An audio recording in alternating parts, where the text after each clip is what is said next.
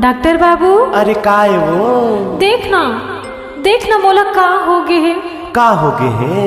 मोर गोड़ हाथ अब्बड़ पिराथे गा। अच्छा देख तो का होथे, का बीमारी है? आना त थोकन तीर में आ।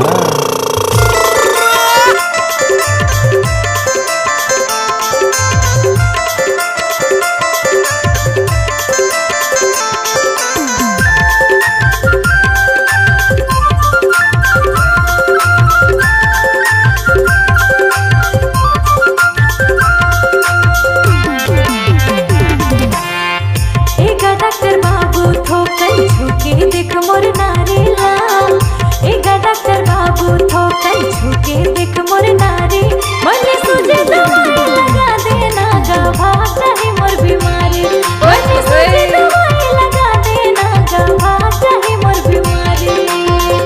एवो मोरे फूल मती बन छुवन बिना तोरे नारीला। एवो मोरे फूल मती बन छुवन बिना तोरे नारे। मन सूजी दवाई लगा दे हो रे, भाग जाही तोर बीमारी। मन सूजी दवाई लगा दे हो रे, भाग जाही तोर बीमारी। अब आएगा मजा।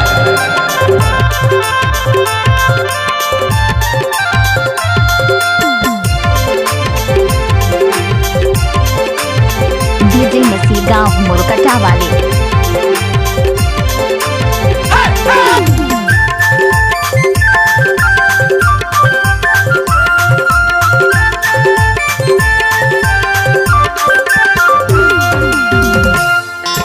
बने दवाई लगावेगा बाबू, लागत हवस बड़ा जुजवा। मोर जवानी मनियत करे है, डॉक्टर बाबू हवस भोकवा। हाय दैया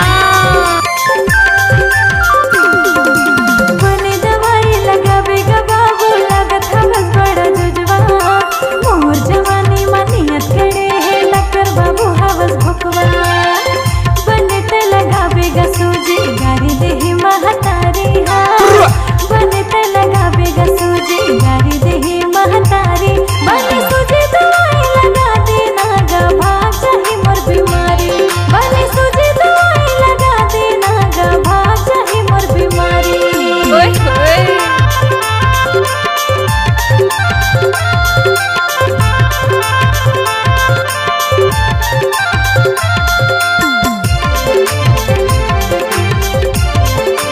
नाम तो सुना ही होगा नसीब मेरा भी।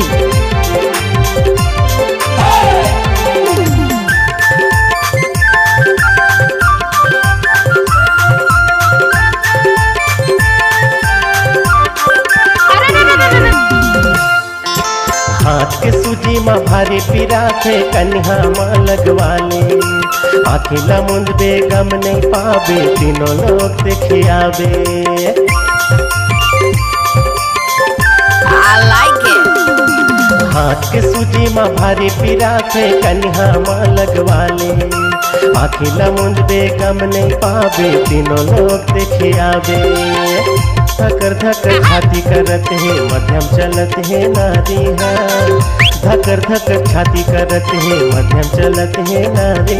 मन सूजी दवाई लगा दे हो रे, भाग जाही तोर बीमारी। मन सूजी दवाई लगा दे हो रे, भाग जाही तोर बीमारी।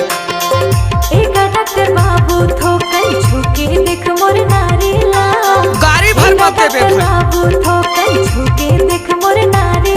मन सूझे दवाई लगा देना गा, भाग जाही मोर बीमारी। मन सूझे दवाई लगा देना गा, भाग जाही मोर बीमारी। अब आएगा मजा। फूलमती बन छुवन बिना तोरे नारीला। ओए होए। एवो मोरे फूलमती बन छुवन बिना तोरे नारे। मन सूजी दवाई लगा दे हो रे, भाग जाही तोर बीमारी। मन सूजी दवाई लगा दे हो रे, भाग जाही तोर बीमारी। मन सूझे दवाई लगा देना गा, भाग जाही मोर बीमारी। मन सूझे दवाई लगा देना गा, भाग जाही मोर बीमारी। भाग जाही तोर बीमारी। भाग जाही मोर बीमारी। हाँ भाग जाही तोर बीमारी। भाग जाही मोर बीमारी। भाग जाही तोर बीमारी।